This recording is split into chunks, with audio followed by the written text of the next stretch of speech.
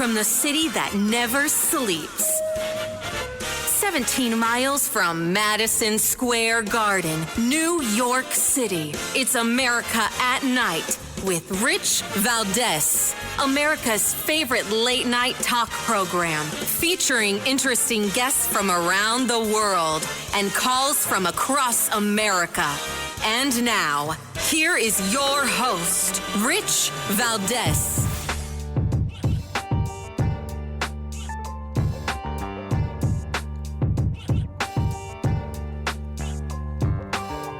Hi there, good evening, and what's up, America? I am Rich Valdez, Valdez with an S, at Rich Valdez on all of the social media. Welcome to the Wednesday night edition of the program. We're live and national, 7 minutes past the top of the hour. Here's the phone number, 833-4825-337, 833-4-Valdez. And things continue to trudge along in the Middle East, and as well as on the domestic side, because domestically there's been a lot of questions about, will there be a long, protracted war? Of course, we've known since the Vietnam era, Americans don't want any long, protracted war. Nobody does. I don't think that's really ever what's on the table here, right? What's on the table is President Trump trying to maximize the opportunity that's presented to him. Right? I see this differently as somebody who saw this, whatever it was, 20 years ago, when Colin Powell, Secretary of State, former chairman of the Joint Chiefs, said that he believed there was nuclear weapons, when others, along with President Bush, said that there were weapons of mass destruction in Iraq to go into Iraq. And I think there was a fever pitch. There was a Whether there were or weren't weapons of mass destruction, I think people wanted their pound of flesh, and a pound of flesh they got in spades. I think many of us have learned that lesson, those of us that were 20-something back then and are 40-something now, where people don't want to see this type of long, drawn-out war, for sure. I agree. Not to mention those of us who got to witness what Biden did when he actually pulled the troops out of Afghanistan. Wow, what a disaster that was. So I think everybody's aware of those things. But President Trump still has to make a decision about what's going on. And I saw an interview that he did a little while ago where he was saying, nobody knows what I'm going to do. I don't know what I'm doing yet. I haven't said what I'm going to do. And I think he's analyzing this to remain fluid. Right? He really, really wants a particular outcome. And I think that's a good thing. I really do. I mean, not the approach I would have taken, only because I think he's a brighter guy than me, and he has a different type of experience than I do. Right? You know, if you look at the way Trump moves, when he cuts people off, right, and just insults them out of hand, it's because there's no path forward, typically. Right? And you could always come back from that. He did it. Look at him and Marco Rubio. I think they reconciled very well. He's always big enough to move past whatever happened in the past. And that's why I think he's taking the approach he's taking. Because he's thinking, how much of your country do you want to lose? And hoping that Iran is going to say, you know what, we don't want to do that. And we don't want to continue losing our country. But ultimately, Trump is saying Netanyahu's going to continue doing what he's doing until the nuclear capability is gone. So we're going to have a little discussion on that. But there's plenty of other things I want to discuss tonight, because there was a big Supreme Court case today regarding men and women, I believe it was, right? The gender-affirming care case. So we're going to talk a little bit about that. And I also want to get into corruption within the FBI, because corruption in the FBI, I think, is a real thing. It's something that we've seen plenty of, and yet we don't really get to wrap our hands around too much of it.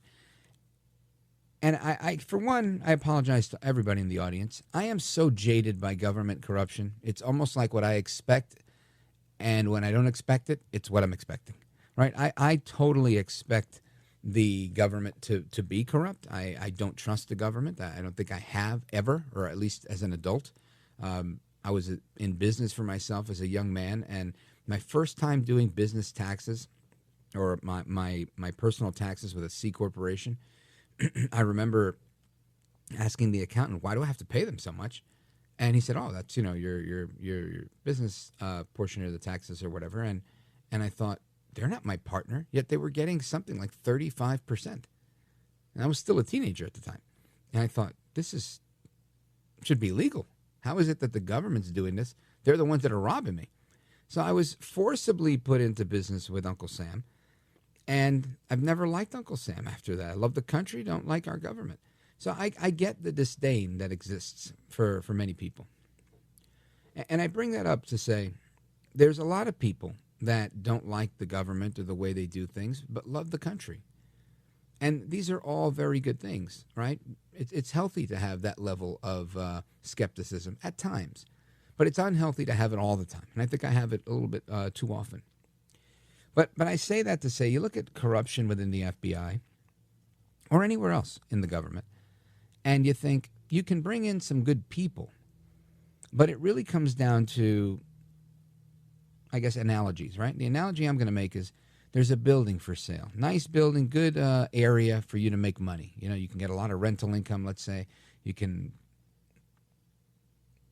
usually have low vacancy rates in this area. Super. Problem is, it's infested with vermin and with insects, maybe cockroaches or something. Now, you've been through this before because you're an experienced real estate investor, and you think, do I buy this place and spend whatever it's going to cost? Let's say, I don't know, I'm going to throw an arbitrary number out there. It's $3,000 to have the exterminator come and take care of whatever, and, 2 more visits that are, maybe a little bit less, and then by that third visit, you're pretty good. Or you're looking at something where you're just managing an ongoing problem. And it's always going to have an issue, and you're just going to have that in exterminator on retainer. That's kind of how I look at the government. I don't care who you move in there. They could be the nicest families ever. The person that was there before them, after them, or living next door, above them, or to the left or right of them might be a slob. And this is, I think, what we see in the swamp. Trump comes in, he brings a lot of good people with him. But the place, by and large, is rotten. And in my opinion, it's rotten to the core. So while he's doing so much good work, and he's got so many good people that he's brought to the table, it's difficult to get things done. It's difficult to see the Lady Justice moving swiftly, right? A lot of people are very upset about what happens. I have a brother of mine that is an absolute dyed-in-the-wool QAnon UFO conspiracy crazy, right? And I get, I don't know, no lie, I don't know, between 50 and 100 text messages a day about there's going to be arrests, there's mass arrests, and there's never mass arrests. I've been getting these messages since 2017, and he never gives up hope. And I go, how do you hold on to so much hope? And he's like, because I'm reading the tea leaves, and I see, I'm looking at the drops, I'm looking at it. I laugh at it because I guess it's cute is what I'm going to say. But ultimately, I'm just like, hey, whatever, knock yourself out. If you enjoy live action role plays, do your thing. Whatever mechanism it takes to keep you engaged and keep you interested and keep you enthused, go for it. Because I don't know about you, but I get burnout on these things. And that burnout's a real thing. So in a little bit, we're going to talk with somebody who's going to tell us about one of the biggest scandals in history that came right out of the FBI. And I don't mean Russiagate or anything recent. It's a little bit older than that. And just to give context, it shows you that this is not a new problem, corruption in our government or corruption in the FBI. Anyway, I'm going to take a quick pause right here, and then we're going to come back. We're going to hear a little audio of El Trompito Donaldus Magnus, the 45th and 47th President of these United States, explaining his thoughts, right? His thoughts on what he expects Prime Minister Netanyahu to do, his thoughts on actually making a strike, and so much more. So keep it locked right here. I'm Rich Valdez. This is America at Night with Rich Valdez.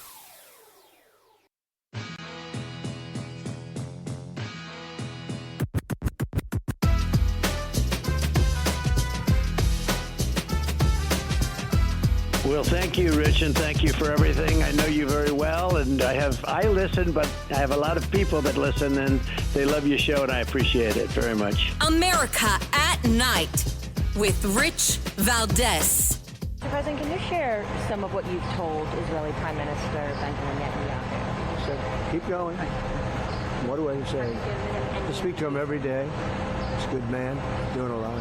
Been very unfairly treated by his country, I think. Very unfairly treated. Have you given him any indication that you may seek to aid them more than you have already? No, I haven't. So far, he's doing a good job. He has been treated very unfairly by his country. You know, he's a wartime president, and he's going through this nonsense. It's ridiculous. That is President Trump outside the White House this morning saying, I told Netanyahu to keep going when asked whether there was more to be done, and adding that he thinks Prime Minister Netanyahu has been treated unfairly. I want to get some reaction to this from somebody that I saw on social media. It was all over the White House yesterday. You know her as the chairwoman of Act for America, and she's a national security analyst, New York Times bestselling author of the book Rise, and our guest, Brigitte Gabriel. Welcome back, ma'am. Thank you, Rich. I'm delighted to be back with you. Thank you. So tell us about your journey to the White House and what you got. Give us the scoop. Well, you know, the issue of Iran and Israel is dominating the news. It's amazing. All of a sudden last week we were worried about the riots and everybody causing problems. You know, it was the top news. We were concerned, and boom, overnight everything just got put on the back burner, and the Israel-Iran news came forward. But you know what shocked me yesterday walking into the White House is we were walking in, and there was this huge delegation. You know, you walk through the Secret Service door, and then you're going through the clearance because you're obviously walking into the White House, and there was this huge German delegation, about 12 people, and we got talking with them, and they're there because they're negotiating tariffs. And all of a sudden, it brought back the reality that at the White House, you know, that while the American public thinks, okay, now we're focusing on the Iran-Israel war, but the reality is the White House leaders and staff are juggling so many things at the same time. We're still trying to deal and negotiate with tariffs around the world. We're still trying to deal with ICE and the raids and capturing and detaining and all these illegal criminal aliens who are in our cities, who are murdering and killing and raping our own people. They are dealing with so many things at the same time. It's unbelievable. Everybody is working at full capacity, juggling so many things. You know, I looked at the president and I think to myself, it's amazing how he gets everything done. It's amazing. Yeah, you know, I was thinking about that last night as well, thinking, you know, everything else doesn't stop because we have all this other stuff to juggle. That's and right. I think it's a testament to the team that they have in place. They're not rookies, and they're getting it done, thankfully. That's right. And it is a good team. It is a small team. There is no fluff. Everyone is loyal to the president. Everyone is on the same page as the president. And everybody, you know, we all agree that we need to make America safer. We need to make the world safer. And we need to make sure, actually, what my organization right now, Act for America, is working on is codifying all these executive bills, executive orders that President Trump signed.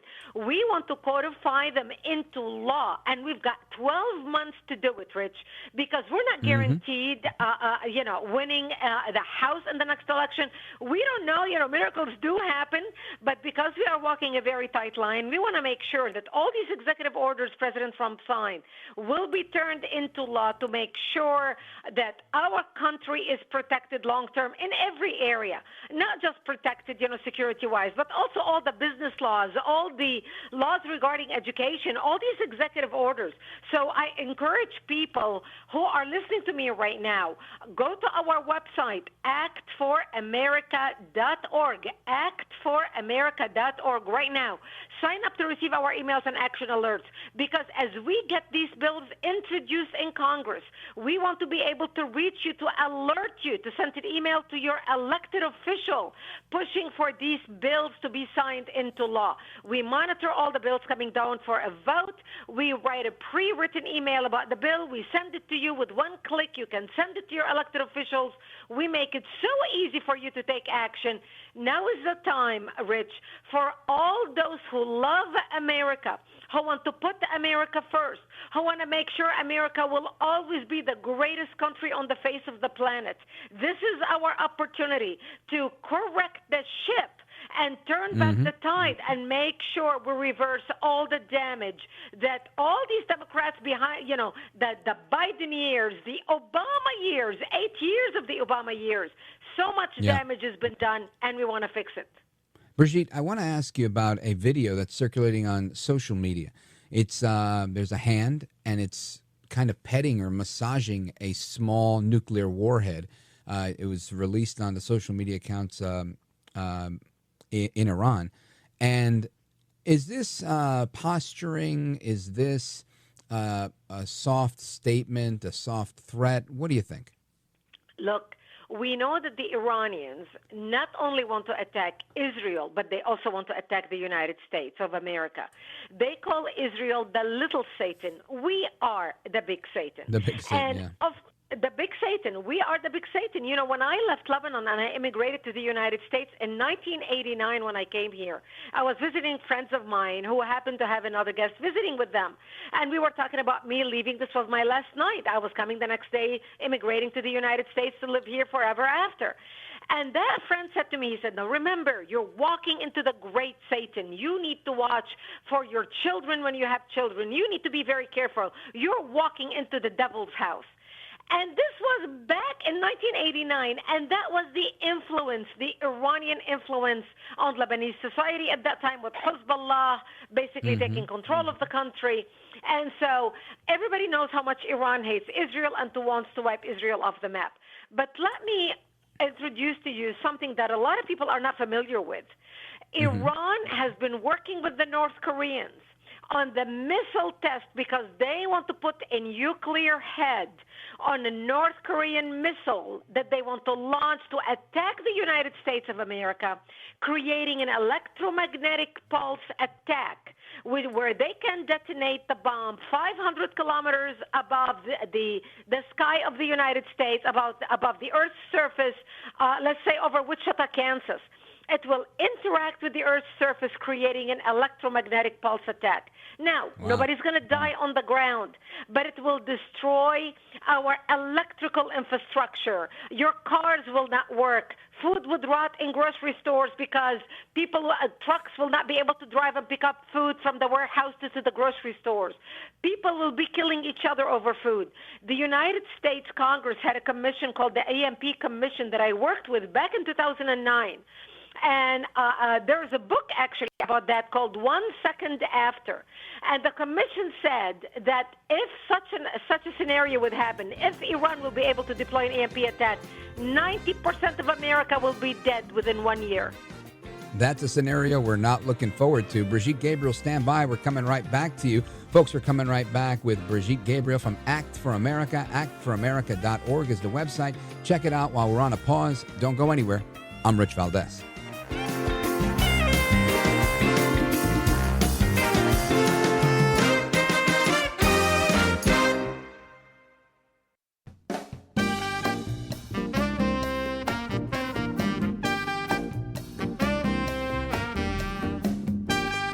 America at Night with Rich Valdez.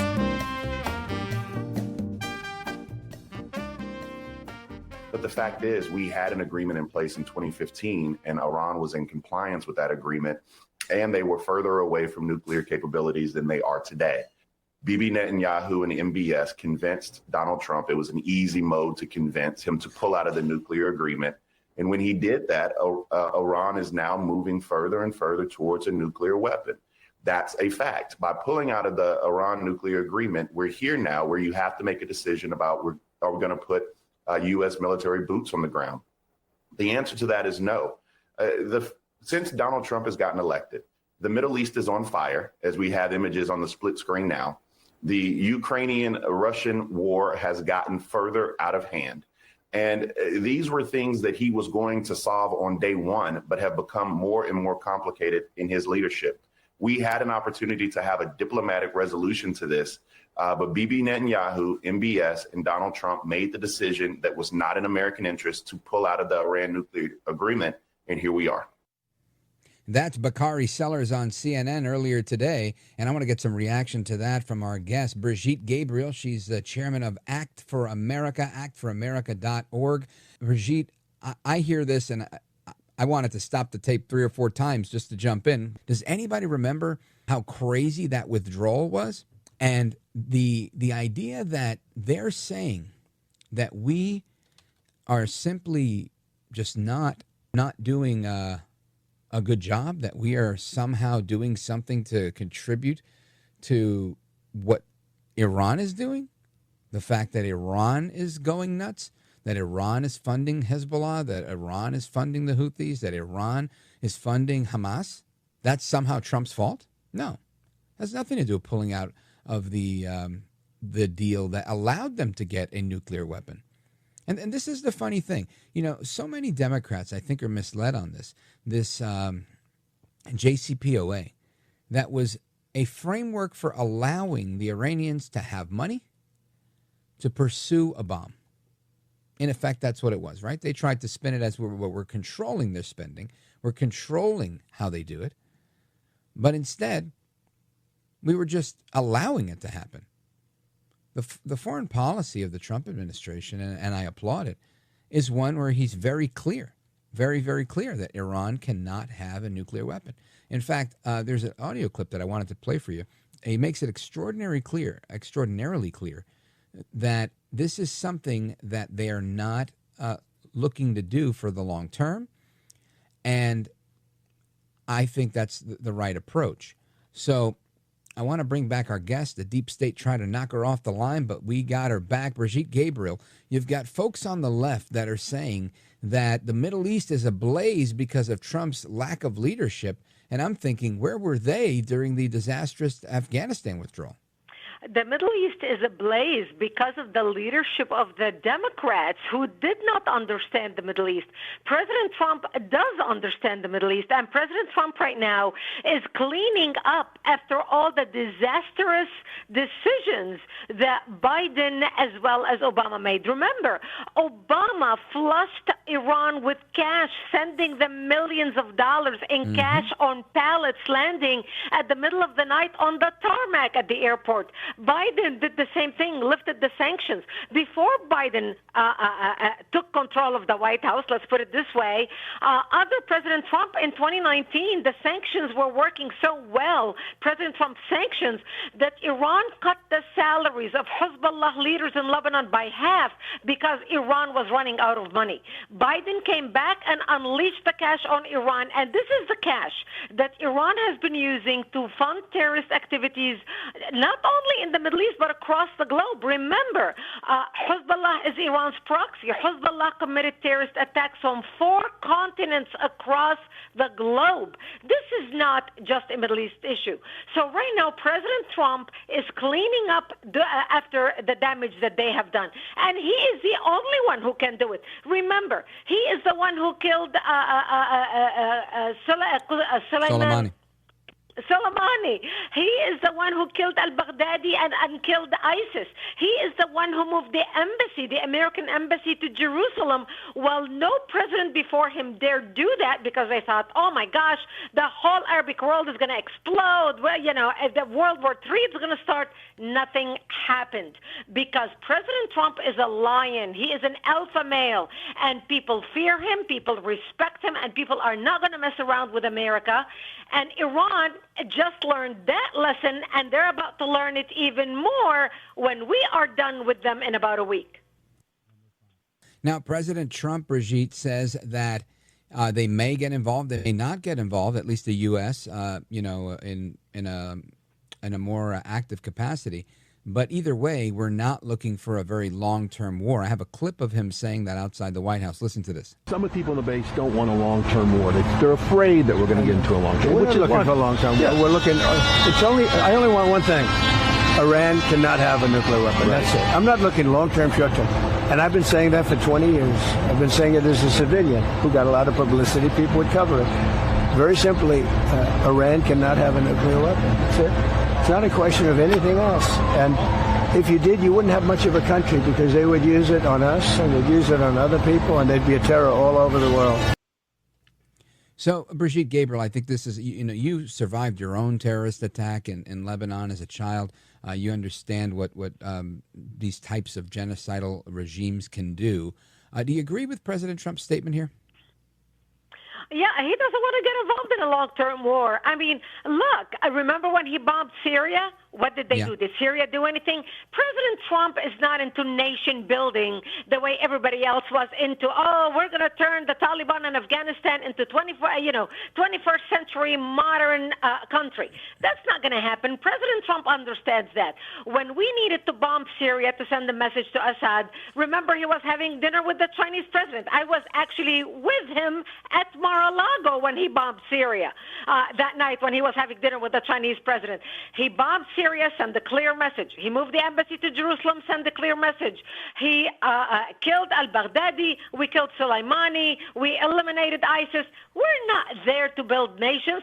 And if we strike Iran, which I think, I'm not speaking for the president, but I believe we will, Israel did already the dirty work. Israel already laid the ground. They eliminated pretty much, the Iran war is 3 steps. Israel already took out the 2 steps. All we have to do is drop 4 bombs. It's not going to be 1. It's going to be 4. But that's how we're going to be able to guarantee we're going to end the nuclear power plant in Iran, the Iran nuclear project, and that will be it. We're not going to be dragged into building any country. Brigitte Gabriel, if that is the case, what you're analyzing right now, then this is likely to happen in today, tomorrow, the next day. It's got to happen in the next couple of days because President Trump himself said they were about a week or weeks away from having enough enriched uranium to put their bomb together. I believe things are going to move fast when they feel they have everything in place. And we've been preparing for that. Remember, and we sent an aircraft carrier 4 weeks ago, and this is when he was negotiating with them. And I remember giving interviews, Rich, and people saying to me, President Trump is betraying Israel. He's negotiating with the Iranians. Yeah. And I will tell people, look, he needs time. Aircraft carriers don't fly. It's going to take a few weeks to get to where we want it to be. So meanwhile, he's giving them an opportunity to negotiate, fully knowing that the Ayatollahs are not interested in negotiating. They're not interested in a solution. They believe America is the great Satan. Why would they want to negotiate with America? They thought Trump is going to be just like another Obama, another Biden. Nothing is going to happen. And they thought they can fool Trump by dragging their feet at the negotiation, thinking, okay, we'll delay it 1 week, we'll delay it 1 week. And they learned very quickly. President Trump said 60 days. On the 61st day, Israel attacked Iran. Yeah. And I think you have a very good point here. And I think, again, this is expert diplomacy, I think, on behalf of the president, making sure he continuously extends the olive branch, saying, I really want to get him to the table. Don't kill the Ayatollah, right? Making it very clear. We're not here to do all of that, but we are going to bomb these things or, allow the Israelis to bomb these things to make sure that these sites don't function anymore. So I think your analysis is accurate, and I'm hoping to maybe do a post-mortem once it happens. Brigitte Gabriel, everybody can find you at Act for America. Let them know how to find you online. Please join us. Go to actforamerica.org. We are the largest grassroots national security organization. We need you. America needs you. Make sure you sign up to get our emails and action alerts and take action on the Act Now campaigns that we sent you. Together, we can make a difference for our country. Outstanding. Brigitte Gabriel, thanks for joining me. I appreciate it. Look forward to speaking with you soon. God bless. Thank you very much. Bye-bye. You bet.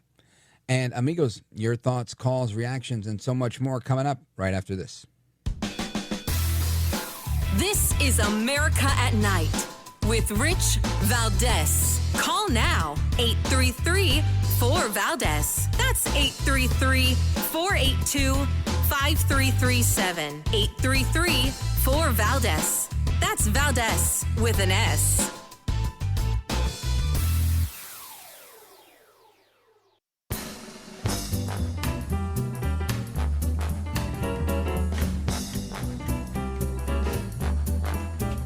After the guest leaves every night, we're doing open phones, kind of at the heartbeat of America. And you sit there in this radio studio, and suddenly you hear voices. Mobile, Dallas, New York, Miami.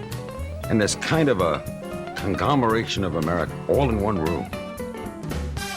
I think there's so many errors along the way here. Obviously, when Trump in his first administration got out of the Joint Comprehensive Plan of Action, the so-called Iran nuclear deal, he ended diplomacy and set us on a path to this confrontation with Iran.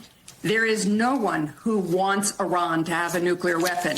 I'm not even sure the Supreme Leader of Iran wants a nuclear weapon, though he wants to leave his options open. We certainly don't want Iran to have a nuclear weapon. They are a destabilizing force in the Middle East. But Donald Trump has now decided that we are part of this war. And I think we are all waiting to see whether all the assets that we've sent to the Middle East are now going to take a strike, going to use our massive ordnance penetrator to deal a blow to Fordo, the deep underground enrichment facility, whether in fact this is going to set us on a path where no one has laid out what the end game is, what the end result is. We should not be about regime change, even if Israel is. We certainly should not be about setting off fireworks in the Middle East so that every Muslim nation in the world is against us. So there you have it, folks. This was a clip. I thought she had something else to say. That's Wendy Sherman. She's former Deputy Secretary of State. She was on MSNBC yesterday, and she says that she's not even sure that the leader of Iran wants a nuclear weapon. Well, it could have fooled me.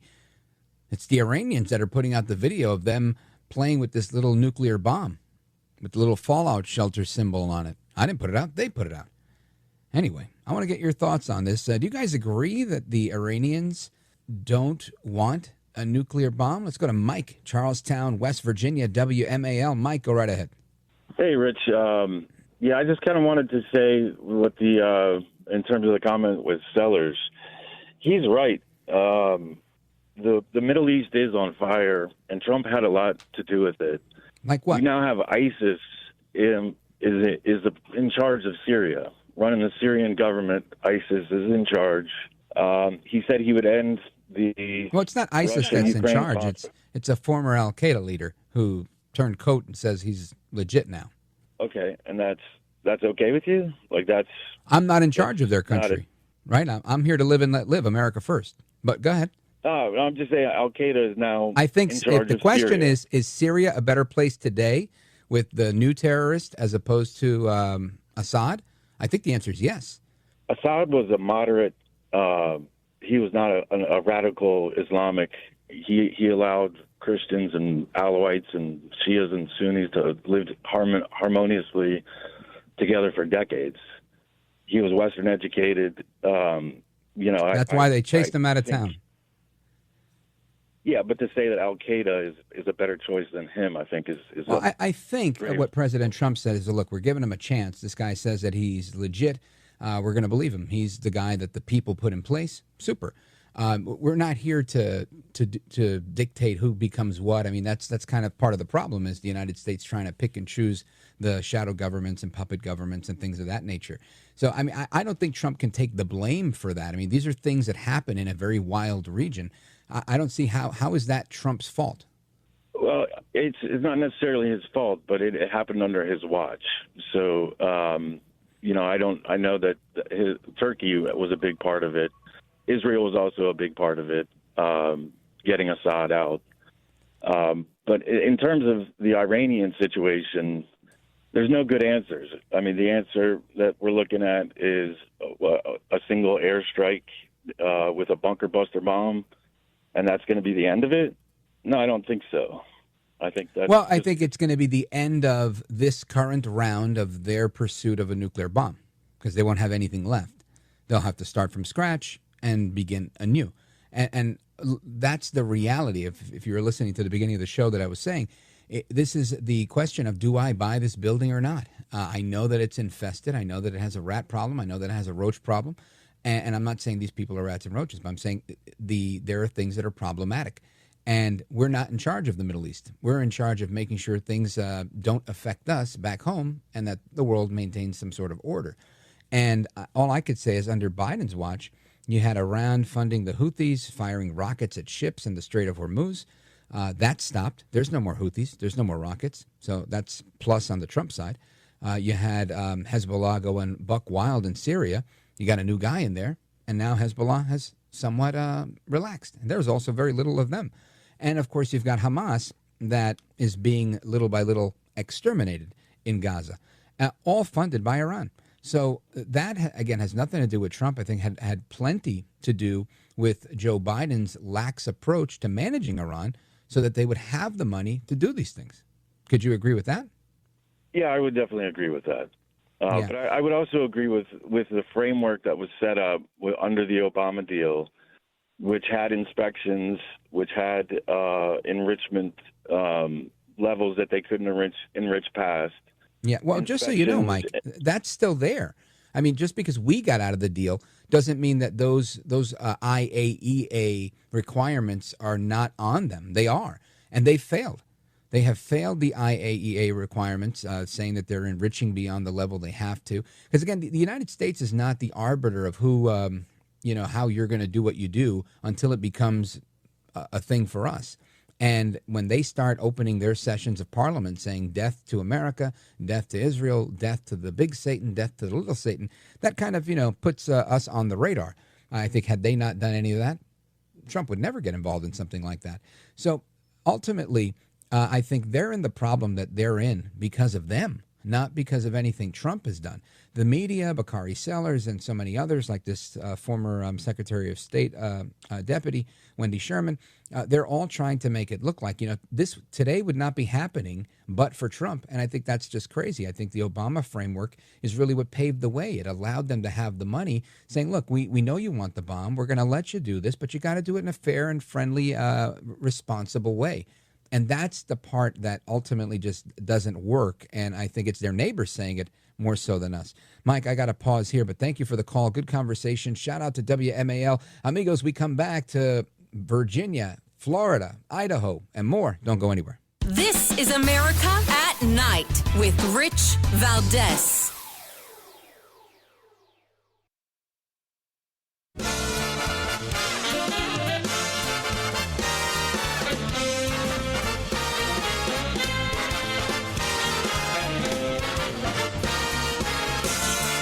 Live from the city that never sleeps.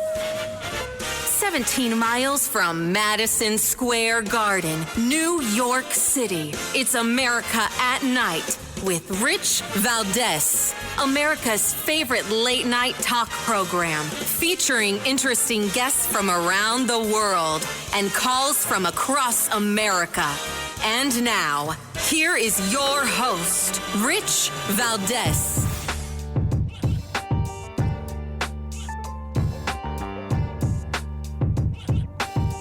Hi there, good evening, and what's up, America? I am Rich Valdez, Valdez with an S, at Rich Valdez on all of the social media.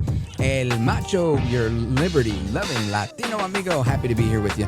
And we're live, we're national, and our phone number is 833-482-5337, 833-4-Valdez. Going to get to your calls shortly this hour. First, I want to go over a couple of things because there's a few headlines. Of course, President Trump resolute on what's going on. We don't want a long-term war, and making it very clear that this is not something he wants to drag on. We'll get into that in a little bit. I also want to get into a little bit of this video from AOC, All Out Crazy, my least favorite congresswoman from the Bronx and Queens. And today, she's saying that there must be more censorship. We have to figure out how we rein in our media environment. Look at that. So in a country that's built on free speech, right? America's First Amendment is about free speech, freedom of expression, freedom of religion. And yet, this is the first thing that she wants to come after. I want you to listen to cut number 22, AOC. Check this out. I do think that several members of Congress in some of my discussions have brought up media literacy, because that is a part of what happened here. And we're going to have to figure out how we rein in our media environment so that you can't just spew disinformation and misinformation. It's one thing to have differing opinions, but it's another thing entirely to just say things that are false. And so that's something that we're looking into. AOC, please, please, please, if anybody listening is a friend of AOC, can get AOC on the phone, send her a text. Say, there's a really annoying guy on the radio, Rich Valdez, wants to talk to you. I am dying to talk to you about this. So you say it's one thing to have a differing opinion and another thing entirely to say things that are false. Okay, so for example, I will say that Donald Trump, here's my differing opinion, lost the 2020 election because of interference in the election, principally in Wisconsin and Pennsylvania and a couple other states. That didn't have to be the case. And it was all done in the name of COVID, right? It's all done in the name of many different things. But it wasn't legitimate. And it's not something you could do today because they changed their laws to make sure they wouldn't do it again. So that's my opinion of that. She would say that I am lying, that I'm an election denier. That's a differing opinion. Who is AOC to determine what I believe? Who died and made her queen? How about a no queens rally? I'd be the first one to show up. This is absolute insanity to think that, because this is the beauty of free speech. You're allowed to think what you want to think. You say what you want to say. Of course, there's always that one wise guy that wants to raise their hand and say, well, hold on, you can't yell fire in a crowded theater. Okay, great, genius. That's fantastic. No, we're not talking about that. We're talking about reining in our media environment. Those are her words, reining in. You know what this is? This is called, we have been lying to people and sharing our opinion on CNN, on MSNBC, on Radio 1, on all of the left-wing stations, giving people only one way of looking at things. And because historically, since this medium has existed, since the days of Bob Grant, Rush Limbaugh, Larry King, and so many others, talk radio has been supreme. And people have been able to get the truth here, and it cuts through the noise. And people are able to utilize whatever they hear on TV and whatever they hear on the radio and make a choice for themselves what is right, what is true, and what they want to do with their vote, with their life, and how they're going to manage themselves. And for her to say we have to rein that in? No, ma'am, we have to rein you in. Right? We have to rein in anybody saying that you have to take away people's ability to think, people's ability to do what they want to do. Truth versus lies is exactly that, a differing opinion. And I'm not trying to defend lies. I don't like lies. I see them every day, and they upset me. I see AI videos that people believe. I see people with these accounts where they put a picture of Trump or Pam Bondi, and they'll put breaking in all caps and continue to talk about the stuff I was talking about earlier, saying, there's military tribunals going on at Gitmo in Guantanamo Bay, Cuba, and all these other things that are not true. There's a number of people in this country that are eagerly anticipating the emergency broadcast system, the EBS alert, to go off and expect that Trump is going to pop up on their screen and say, my fellow Americans, we have now arrested everyone in the deep state. They're holding on to falsehoods and lies that somebody somewhere is using to sway a vote. Vladimir Putin was asked, who do you want to win this upcoming election? And clearly, it was, he said his choice was Kamala Harris. Because, she was like Biden light or something like that. He took a swipe at her, but he said, might as well. Indicating that he'd rather deal with her because she was a pushover than with Trump. And I could see that to some degree. I mean, I could see other arguments as well. But my point is, foreign governments have an interest. Iran has an interest. Yesterday, when Kash Patel put that information out there, that wasn't just a smoke bomb for the media. That's the reality, that the Chinese were producing fake ballots and fake IDs to have people vote. Why? Because they want a particular candidate to win. You think the Chinese want Trump in office? Don't you think the Chinese would love it right now if Kamala Harris were president? I think that they would absolutely adore it if they could do that. Why? Because it's easy for them. Trump is making it hard for them. He had their factories shut down for days on end. So the point I'm making is there's always somebody, and it's not just foreign adversaries. There's all sorts of people that want to pick. I want my own person, right? I get on the radio every day to make sure that you guys are voting for the people I think you should vote for. I think you should vote for. And I try to give you information so that hopefully who you think you should vote for matches who I think you should vote for. And we're using our bias towards conservative values for a smaller government, for less spending. And of course, somebody's going to say less spending. That's why Elon's taking shots at Trump for spending more money. Listen, sometimes these things happen. It's Washington. It's crazy over there. I'm not defending it. I wish we didn't have to do a big, beautiful bill to fix all these problems. I wish we didn't have to get everything done in the next 11 or 12 months. But the reality is, if we don't, we face a political battle in the midterm elections. Politics is a real thing. Deadlines are a real thing. Does that mean we continue down that trajectory? No. I can tell you this. Right now, I'm like, all right, Mr. Massey, thank you, sir. Thank you, Senator Paul. Thank you, sir. You know, I take it and I'm just like, all right, whatever. They make some points. It is what it is. But I become them if we don't get this stuff done. Why? Because we can't continue these huge bills. And I love Trump. I love the country. And I think he knows that too. So the bottom line here is when AOC starts saying that we have to, some members of Congress in some of her discussions have brought up media literacy. So you've got members of the elected government elected to the House of Representatives to represent we the people. And they're there having a conversation on what happened here. Why are our constituents voting for Trump? Why do 56% of Americans support Trump? And why is the number for supporting deportations even higher? They're upset about this. Why? Because having more people in the country gets them more money. That's just one avenue. But there's more, right? It causes instability. It causes all sorts of things. There's a lot of people who have a lot of angles here. Bottom line here, AOC is off a rocker with this one, and she's always off a rocker. But to suggest that you will never hear me on this microphone. I will find every last clip of Kathy Hochul, Joy Behar, Whoopi Goldberg, and every last person I disagree with, and I will talk my smack, and that's that. You guys could weigh in, and if they want to call in, they could come in too. They could come to the studio. We could sit down. We could get it on video.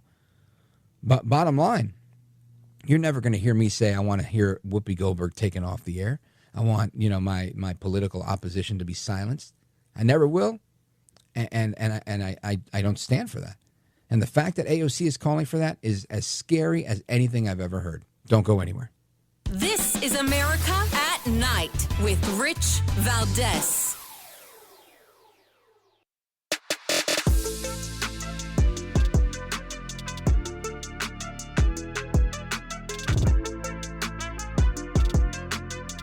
I just really appreciate everything that you do for this country and the airwaves, and I'm such a big fan. America at Night with Rich Valdez. We're just getting a decision having to do with transgender care for minors, specifically the Supreme Court upholding a Tennessee law restricting gender-affirming care for those minors. I want to get right to MSNBC's legal correspondent Lisa Rubin. What can you tell us? Well, Anna, I think the first and most important thing is the word restricts, because it's not a strict prohibition, and that was important to how the court decided this case. The law in Tennessee that restricts gender-affirming care to transgender minors allows the provision of transgender care in certain circumstances, such as when a minor has a congenital defect or a medical condition. What the court is saying here, however, is that the state has a legitimate reason for imposing this law, and that this law, because it classifies, because it prohibits or restricts this gender-affirming care to transgender individuals regardless of their biological sex, it would be the same if you were biologically male or biologically female, that it is not deserving of what the court would call heightened scrutiny on the basis of sex. Now, you may be remembering, as I'm sure Leah does better than I do, that there is a Supreme Court case from a couple of terms ago called Bostock that has to do with discrimination on the basis of not only sexual orientation, but gender identity in the workplace. That's a decision based on Title VII, a statute. And the court here saying, in somewhat tortured logic, that doesn't apply here. We decline to take up the issue of whether we have to extend the logic of that employment discrimination case to a situation in which we are talking about the constitutional protections available to transgender youth. So we're going to talk about that case. That case was decided today. Again, that is MSNBC spinning it their way. I'm going to give you the real deal with our guest, Hans von Spakovsky, senior legal fellow at the Edwin Meese III Center for Legal and Judicial Studies at the Heritage Foundation. Hans is an experienced lawyer, experienced in the government, and he knows exactly what's going on. Trump having a very good winning streak in court, I would say. Hans, welcome back, sir. Well, thanks for having me back. You bet. So talk to me. Did this go as you thought it was going to go? Was it a surprise? And what do you think the potential is going to be moving forward? No, it wasn't a surprise. I wasn't surprised at the breakdown either. It was 6-3. You know, the three liberal justices thinking there was nothing wrong with this. But look, we need to say one thing. You know, that clip you played, they keep talking about gender-affirming care as if that is something so soft and nice. No, that is not what we were talking about. What the state of Tennessee prohibited was surgical mutilation of kids. In other words, they banned, for example, parents castrating their teenage boy. I mean, I hate to banning castrating a boy so that he can look like a girl, banning a mastectomy on a teenage girl so that she can look like a guy. That's what this law was about. And this gender-affirming care, that's just a nice way of not talking about the kind of, frankly, gross medical treatment, medical mutilation that has been going on in hospitals. Yeah, I agree with that 100%. And I think this has largely been the problem that we've seen when it comes to this, is that it's always been presented as somehow we're doing them a favor. This gender-affirming care, we want to affirm the choice they've made. This is a good thing, like you said, a soft or gentle thing, not realizing that this is the permanent mutilation and removal of their genitals in some cases, their mammary glands, nipples, and other parts of the body that they might need later for breastfeeding and whatnot. And this is, I mean, I think that this is child abuse when this happens, because sometimes they're allowing kids as young as whatever. I saw a clip, Hans von Spakovsky, yesterday. Listen to this.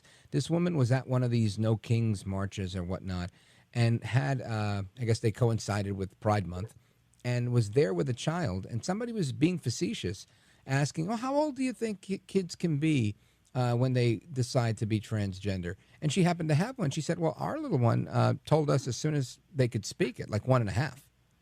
And my jaw hit the floor, and I thought, this should be a crime. Yeah, no, look, I agree. I think that is child abuse. And in fact, look, in the majority opinion written by the Chief Justice, they talk about the fact that Tennessee determined that minors lack the maturity to fully understand and appreciate the life-altering consequences of such procedures. Not only that, but many of them have expressed regret once they become adults over what was done to them as minors. And, all these other European countries, which just jumped into this, are now banning it because of the increased risk of disease, illness, fatal psychological consequences, all these things that the groups pushing this here just want to ignore and say, oh, well, that just doesn't happen. Well, Europe is generally more liberal, as you know, Rich, than we are, and yet they're banning this because it is so dangerous for kids. Absolutely. So again, the Supreme Court today, Hans von Spakovsky from Heritage is with us. Hans, what they've decided is saying that the ban that was put into place was not legit, and or it was legit. That Tennessee could say, "Look, you're not allowed to do this to these kids. They have to be 18 or whatever, whatnot." Right. And that I think is appropriate. At least they're of the age of majority. They can go to war and they can figure out if they want to cut off their wingling, but they don't get to do that at a younger age, and parents shouldn't be deciding if you could cut off your kid's genitalia. That's insane. So I think that's a good thing. It is insane. And the legal issue was the challengers of this law were saying this was a discriminatory law. It violated the Equal Protection Clause, the 14th Amendment. And what the court said was, it's not discriminatory. It applies to all minors regardless of their sex. I mean, the whole idea that it was somehow discriminatory on the basis of sex was a ridiculous claim. And the court said, this is really important, not just for this case, but for all these other cases. The court said, look, this issue is right now, it's a subject of fierce scientific and policy debates. Courts shouldn't be deciding this. Legislatures should. All right. Hans, we're going to pause right here, come right back, and continue the conversation. Folks, we're coming right back with a former election commissioner, Hans von Spakovsky, as well as some more legal analysis from him. Don't go anywhere. I'm Rich Valdez.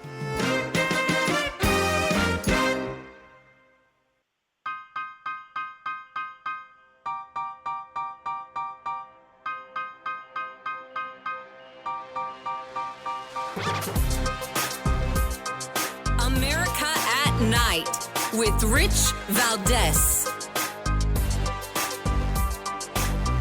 Federal judge rejecting an emergency request by Governor Gavin Newsom to limit President Trump's National Guard deployment to L.A. The court set a hearing for tomorrow. The governor saying he is not backing down. California will keep fighting. We'll keep fighting on behalf of our people, all of our people, including in the courts.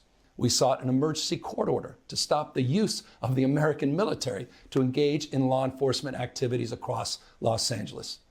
If some of us could be snatched off the streets without a warrant, based only on suspicion or skin color, then none of us are safe.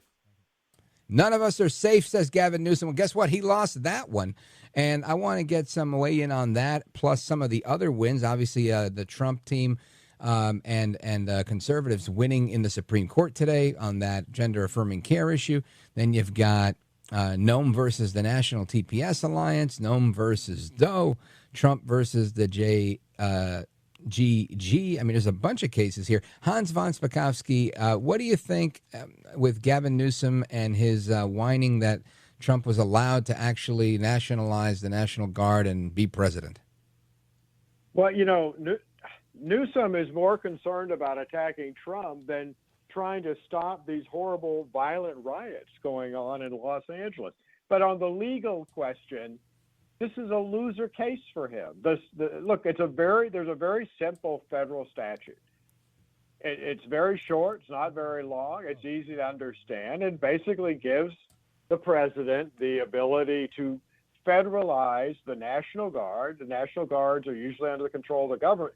The governor of a state, but this statute allows the president to federalize the National Guard under three circumstances: an invasion of the United States, a rebellion inside the United States, and an inability of the president to enforce federal law using regular means.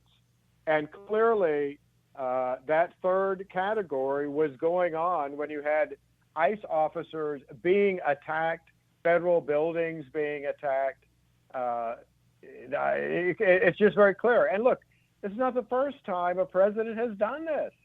Multiple presidents, both Republicans and Democrats, have done this. And it's just a loser of a case for Newsom. And frankly, it makes him look, for someone with presidential ambitions, it makes him look just as bad or worse than he looked when the fires were all ongoing in L.A., which a lot of people have blamed not just on the mayor, but on the policies that he put in as governor, and he didn't seem to be doing very much about it. And here we have a repeat of the same kind of behavior.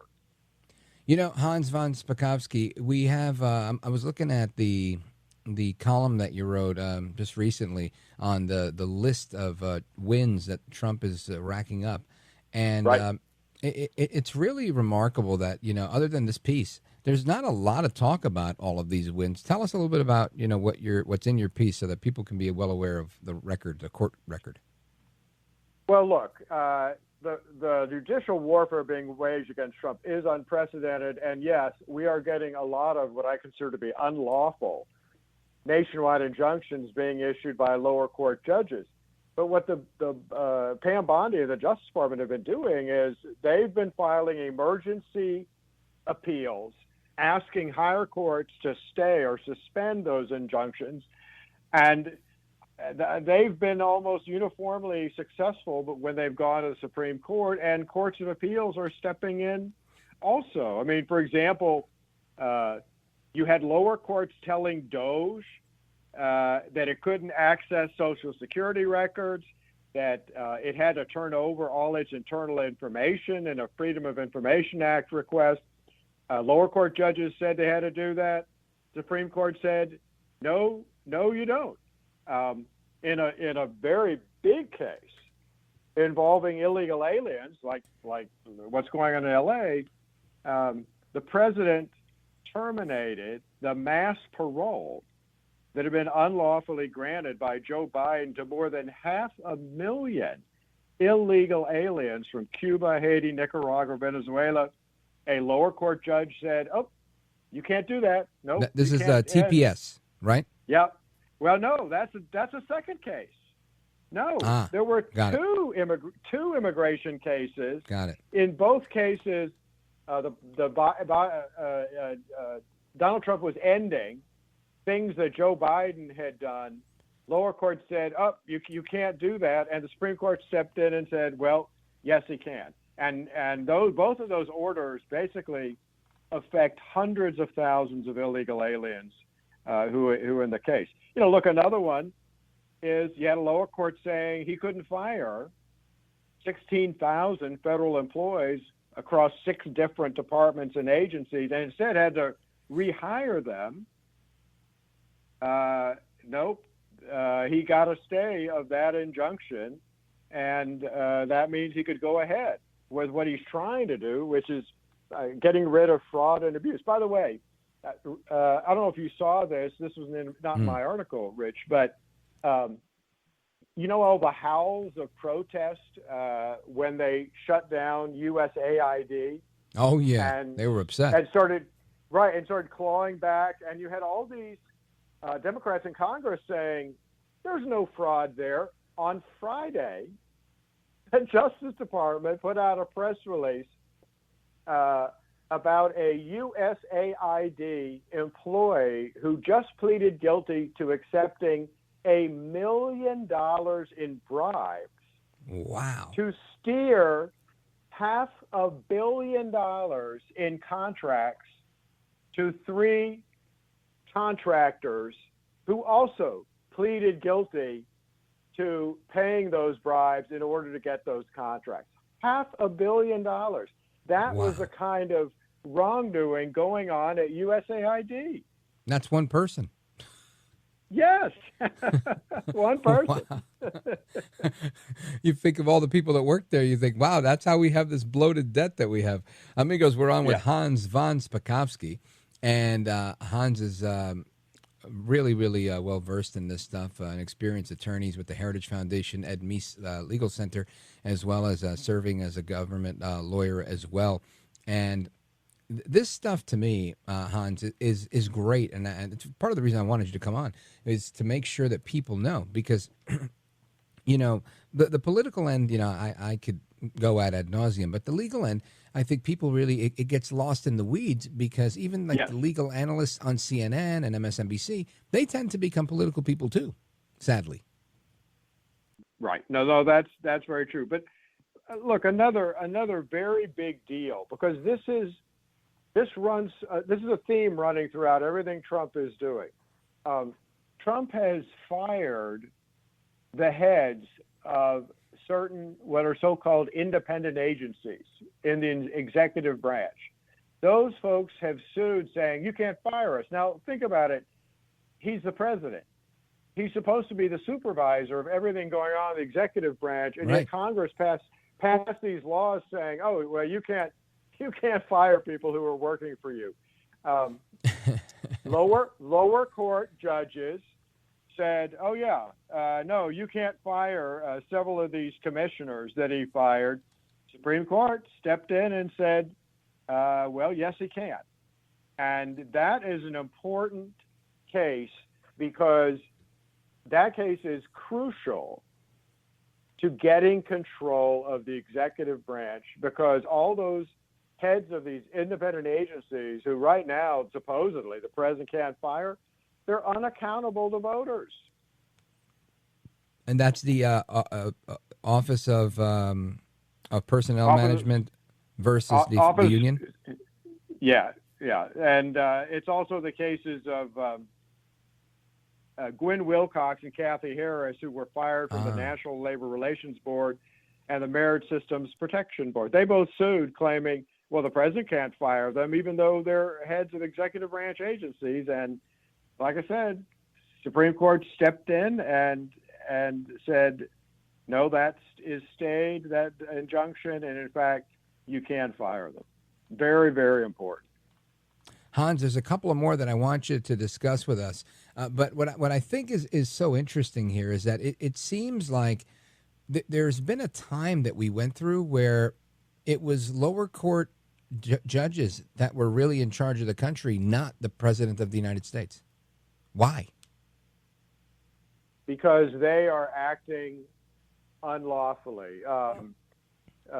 Justice Alito, in a recent decision, talked about the fact that he was being very polite about it, but he was saying that, these lower court, trial court judges, they make mistakes, and they think that in their courtroom they can do anything they want. It's a joke often said, but it's really true that the closest thing to God on earth is a judge in his courtroom. And that's the way those judges are acting. 100%. Hans, are you able to stick with me for a couple more minutes to go through these other ones? Yeah, I can.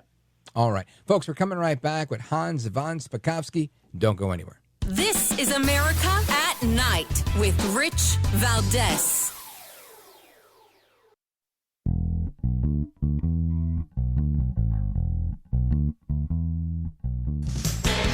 I want to listen to you, Rich, all the time. America at Night with Rich Valdez. All right, amigos, welcome back. We continue with our discussion with Hans von Spakovsky, and we're going to get to your calls. I see we have calls from Florida and Virginia and a couple of more on the line. We're going to get to you momentarily, 833-4-VALDEZ. But Hans von Spakovsky, I'm going through your piece again on thefederalist.com. Very good piece here. And you outlined a couple of wins that Trump had in the Court of Appeals. Tell us more. Well, yeah, I mean, in the Court of Appeals, for example, in one case, the Federal Circuit stopped, that's the Federal Circuit Court of Appeals, stopped a Court of International Trade decision that had enjoined his implementation of various tariffs.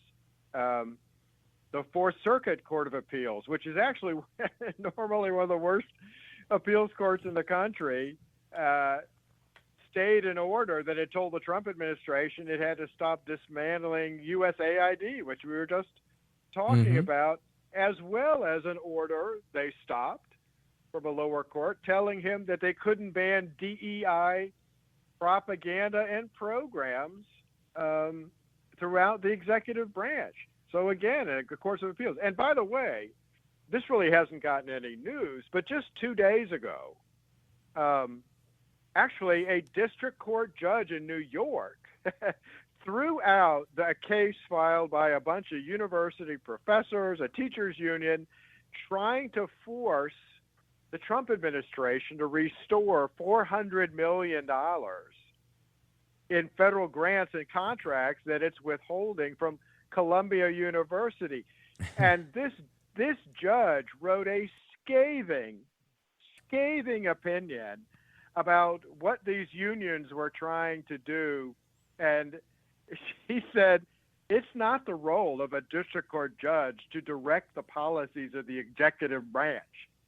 And that's exactly what ought to be happening in every one of these other cases. Here's a judge who actually recognized that she didn't have any business telling the executive branch how to spend money. Hans, how do we fix that? What kind of reform do we need to pass a law? Do we have to reevaluate their oath of office? What do we do to make sure we don't get these activist judges, moving forward in life? There's two things. The U.S. House has already passed one bill that would say that whenever you're suing the president, when you're suing over an executive action, the case has to be heard by a 3-judge panel, not one judge, 3 judges, which hopefully would stop some of the judge shopping, forum shopping that's been going on. Plus, you would have a direct appeal to the U.S. Supreme Court. So you'd skip the courts of appeal, and that would speed up, because a lot of this is just intended slows to down the president. lawfare. Yeah. And the other thing that needs to happen is the Supreme Court needs to come out with a very tough decision in which it says, look, these are the rules on nationwide injunctions. These are should only be granted under the most extraordinary circumstances. Basically lays out the rules to stop this kind of abusive behavior by lower court judges. And a lot of people are hoping the court will do that sometime in the next 2 weeks when it releases its decision in the birthright citizenship case, where the issue was the nationwide injunctions have been issued against Trump's interpretation. What's the over-under on Trump winning that birthright citizenship case? On the substantive merits, I'd say it's a 50-50 proposition, even though I think he's correct. On the nationwide injunctions issue, because that's what's up before the court right now, I think they're actually going to come out with some very tough language about nationwide injunctions. Oh, from your lips to God's ears. Hans von Spakovsky from the Heritage Foundation. I want to thank you for being here. Thanks for the update. Hope to chat with you again really soon. Let everybody know how they can follow you and find your work. Sure, they can follow me at heritage.org or also write at the Daily Signal a lot. That's the electronic newspaper of the Heritage Foundation. Outstanding. Hans von Spakovsky, thank you, sir. Godspeed to you, and we'll talk again soon. Sure thing. Bye-bye. You bet. And amigos, your thoughts and calls and everything else coming up right now, 833-4-VALDEZ. This is America at Night with Rich Valdez. Call now, 833-4-VALDEZ. That's 833-482-5337. 833-4-VALDEZ. That's Valdez with an S.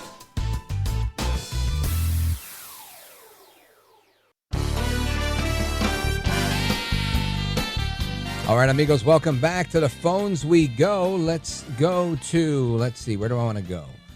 We got Lester, Daytona Beach, Florida, WGUF. Go right ahead, quickly. Thank you.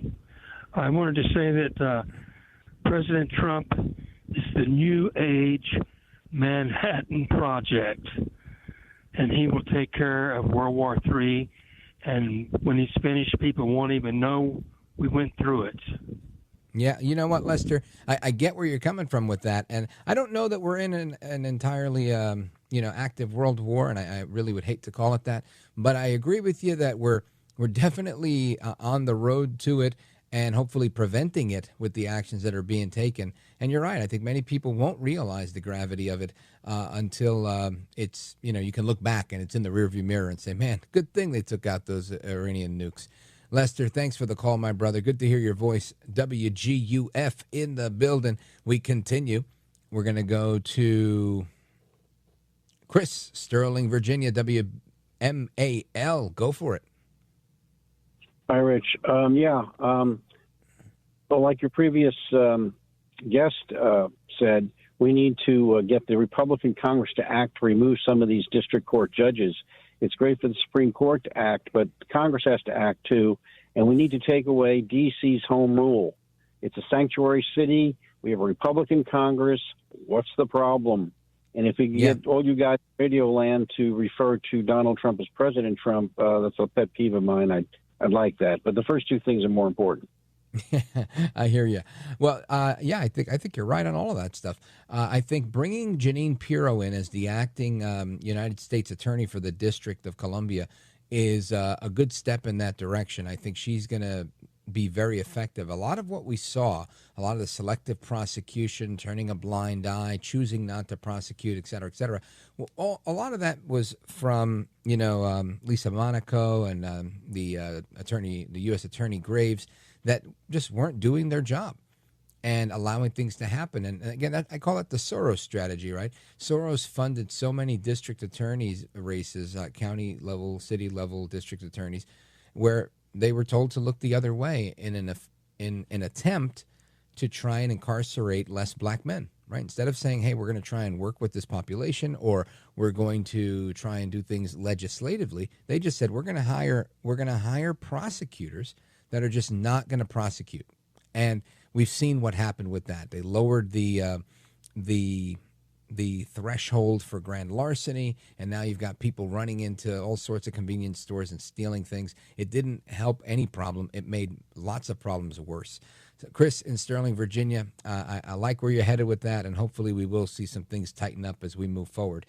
Still have some calls on the line, but the music means I've got to go. We will come back. There's another broadcast hour of this program that's live and national. It's coming up right after this. So make sure you check it out, richvaldez.com, and stick with us on the radio if you can. 833-482-5337 is our phone number. Don't go anywhere. Don't move a muscle. I'm Rich Valdez.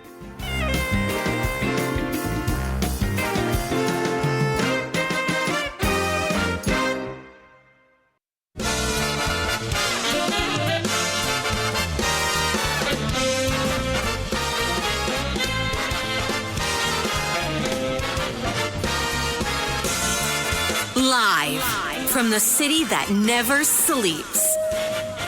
17 miles from Madison Square Garden, New York City. It's America at Night with Rich Valdez. America's favorite late night talk program, featuring interesting guests from around the world and calls from across America.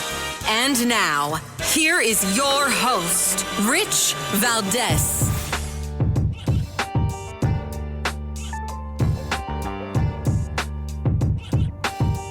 Hi there, good evening, and what's up, America? I am Rich Valdez, Valdez with an S, at Rich Valdez on all of the social media. Welcome to another hour of the program. We're live, we're national.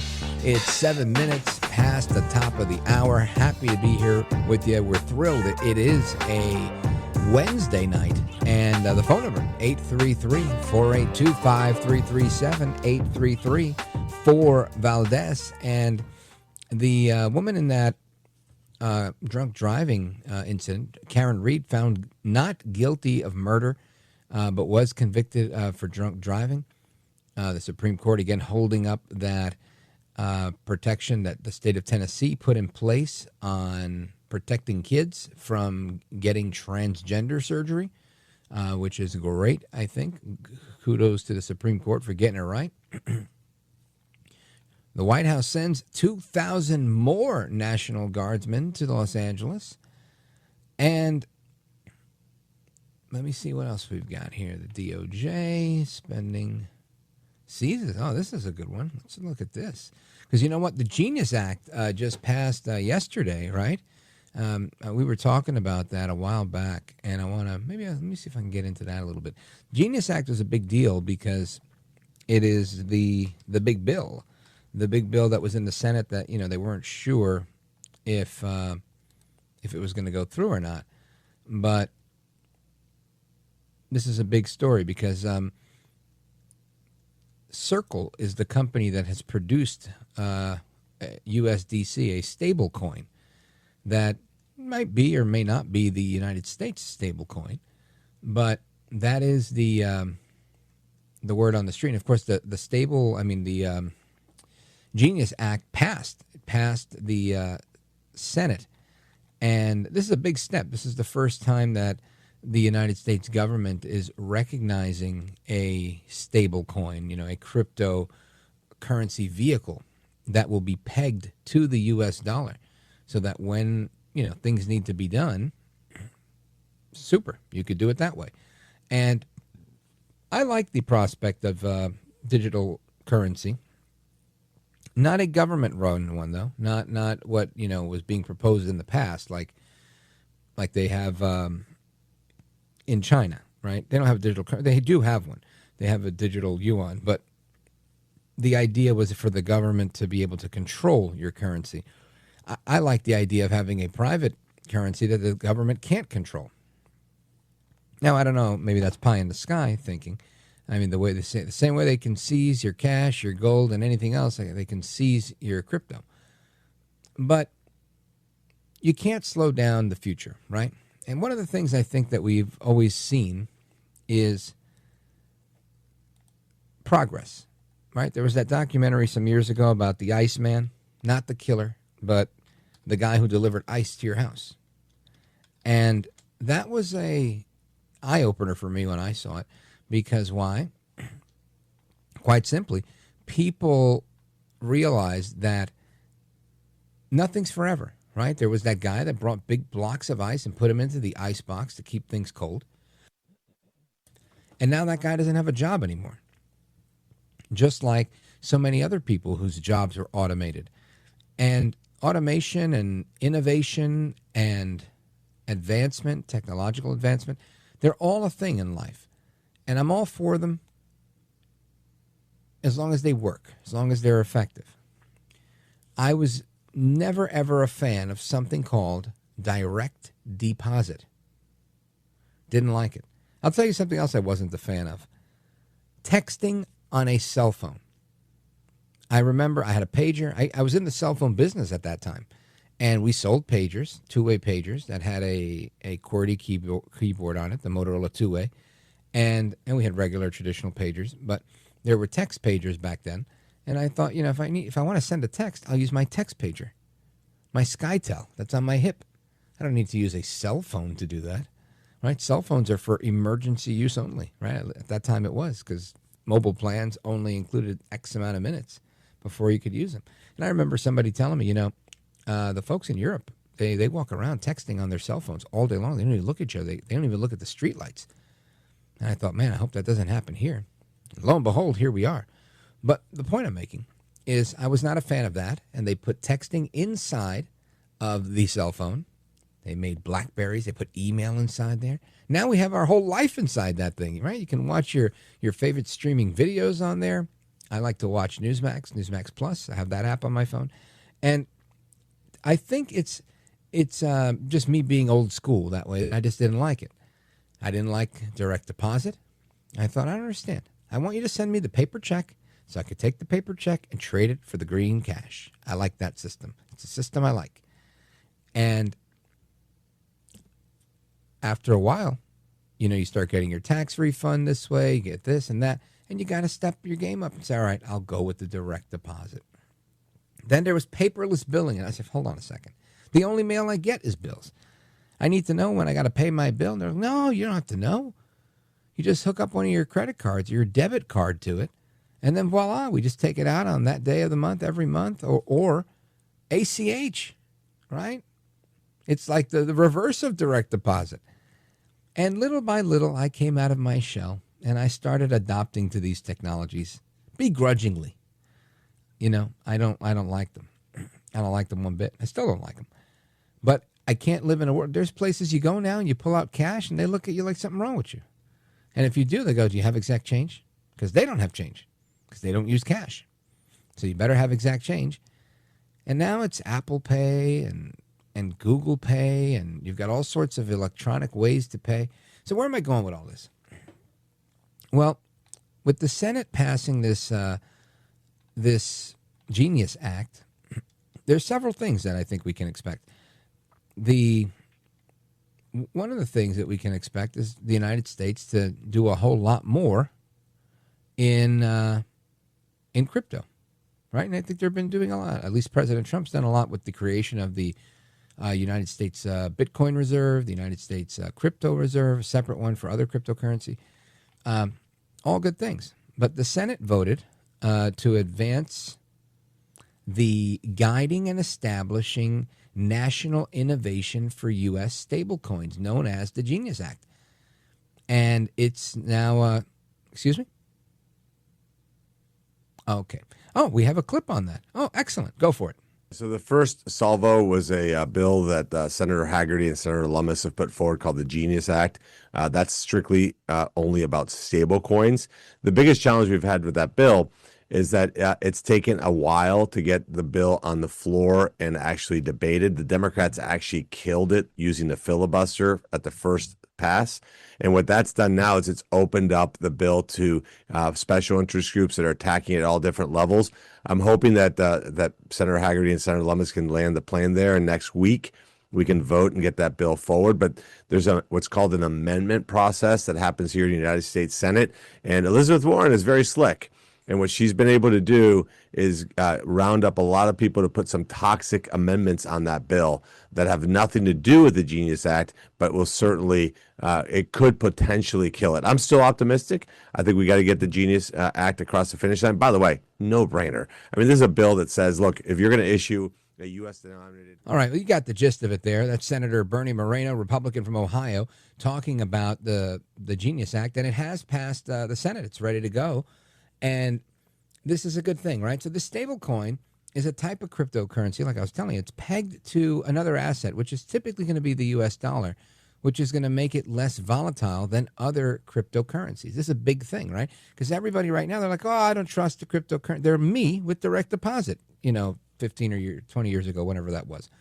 So the currency is going to be used in a number of ways, including for payments, future trading.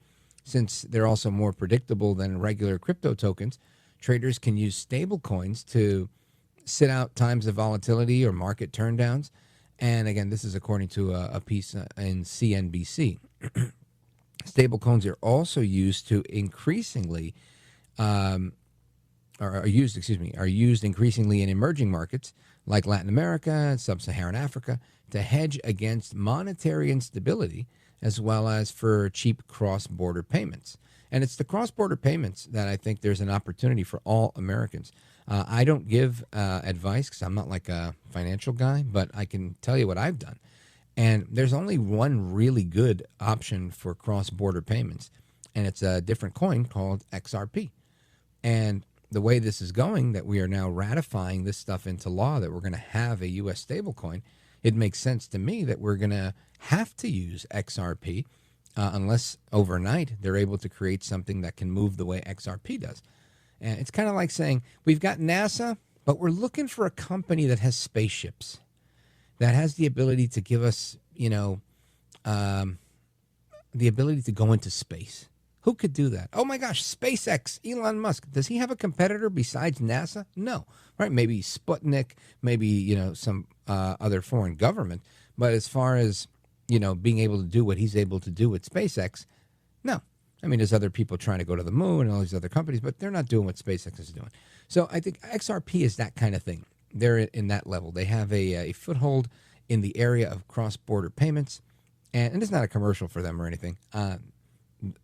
They don't pay me for anything. I'm hoping one day I make money on my shares. but right now, it looks like a good opportunity for people who want to get in on crypto on the way in.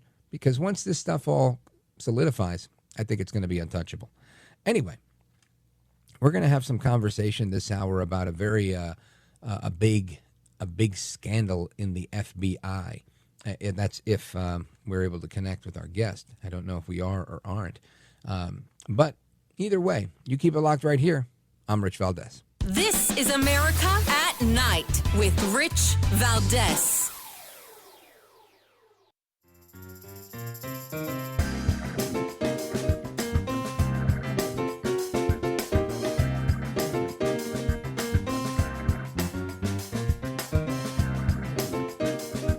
Bless you, because literally I think you represent, the new voice of America. What you say is what people are listening to. America at Night with Rich Valdez. All right, amigos, welcome back. Rich Valdez. And I want to get into this story. I was talking about it earlier, and it's regarding what is labeled, at least in the title here, the biggest FBI corruption scandal in history. And this is a book titled Killing My Father, The Inside Story of the Biggest FBI Corruption Scandal in History. The author is David Wheeler, and he's our guest right now. David Wheeler, welcome. Thank you. I appreciate you giving me an opportunity to talk today. You bet. Thank you for being with us. And this is, quite the namesake you've picked for the book. Tell us how you have this correlation between the two. How do you go from killing my father and then adding the inside story of the biggest FBI corruption scandal in history?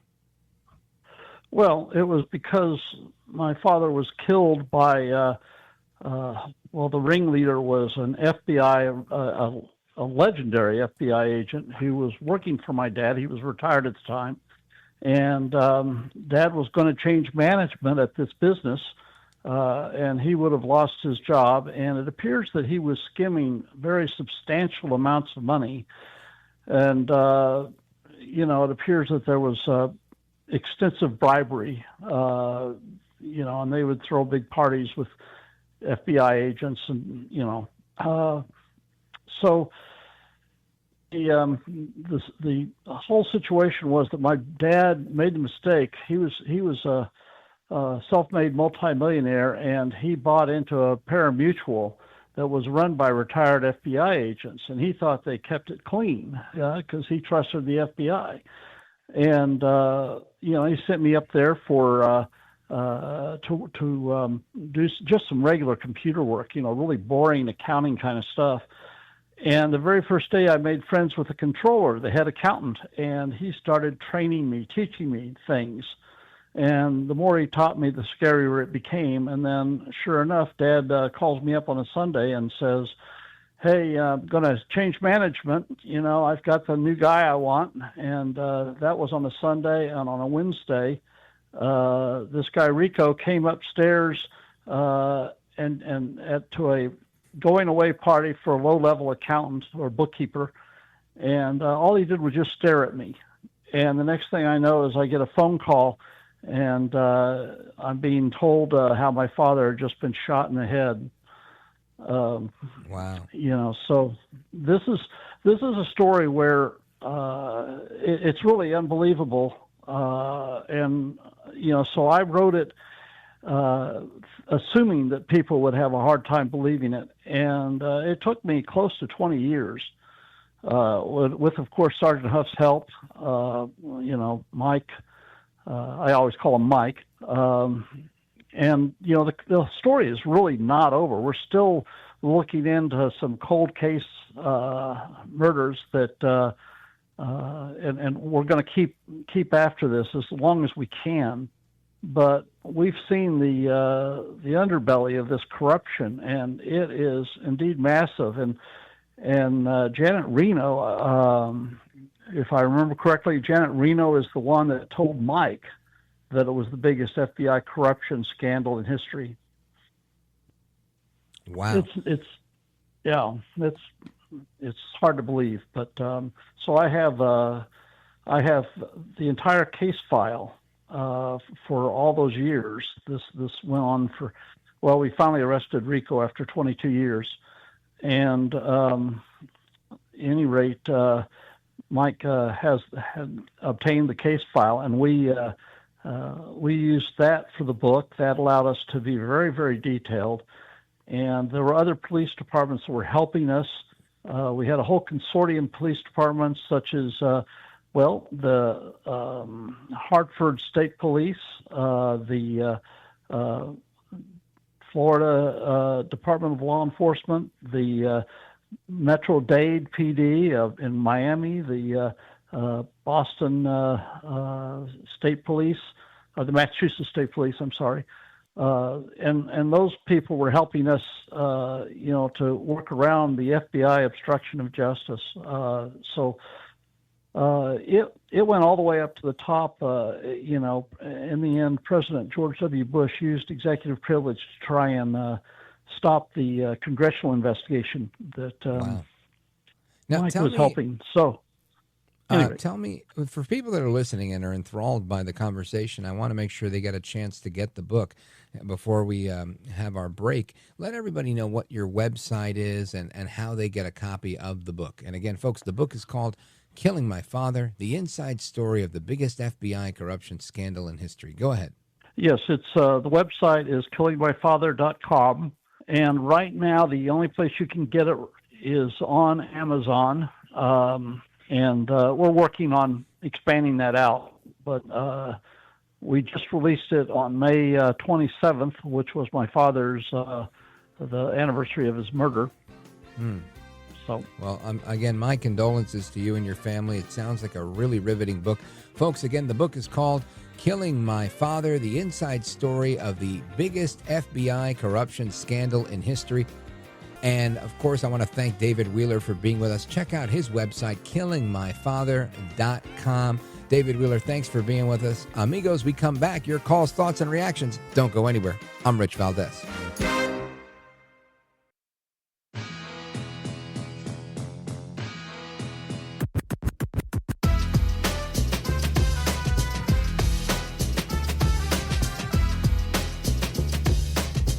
After the guest leaves every night and we're doing open phones, kind of at the heartbeat of America. And you sit there in this radio studio and suddenly you hear voices. Mobile, Dallas, New York, Miami. And there's kind of a conglomeration of America all in one room. All right, amigos, welcome back. It's Rich Valdez keeping you company this evening on the radio. We're live and national. It's 32 minutes past the top of the hour, right at the bottom of the hour, actually. And I want to get into some of your thoughts, calls, and opinions on a number of topics this evening. But I wanted to share a story with you first. The Department of Justice announced the seizure of the largest ever cryptocurrency seizure related to, guess what? Pig butchering scams. Now, I didn't even know there were scams related to pig butchering. I'm a one-trick pony over here. If it's not like current events, daily news, I don't know about it. And I don't do too much news on pig butchering. But apparently the DOJ is up on it. And today they announced the largest ever seizure of cryptocurrency funds linked to a so-called pig butchering scam. This is being reported in thehill.com.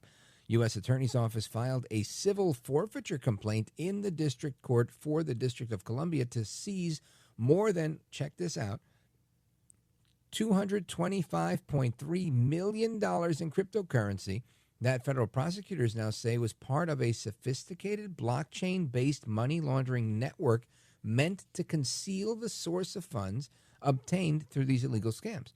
According to the forfeiture complaint, the FBI and Secret Service used blockchain analysis and other investigative techniques to determine that the funds were connected to the illegal activity. There's a quote from the Secret Service, Sean Bradstreet, saying the seizure of $225.3 million in funds linked to cryptocurrency investment scams marks the largest crypto seizure in U.S. Secret Service history. He's the special agent in charge of the Secret Service's San Francisco office. Shout out to KSFO. And he says that these scams prey on trust, often resulting in extreme financial hardship for the victims. The United States Secret Service, the FBI, and our private partners worked diligently to trace these illicit transactions, identify victims, and seize these funds so that they can eventually be returned to their rightful owners. How about that? So these people were getting scammed out of things, in the name of pig butchering. Much of the illegal funds on the network were obtained through cryptocurrency con schemes known as pig butchering. Oh, so it's not real pig butchering. Okay, I was like, hey, I didn't know that was a thing. Which, according to the complaint, is a scam in which the victim is fattened up prior to the slaughter. Okay, that makes sense. I told you I didn't know what this was.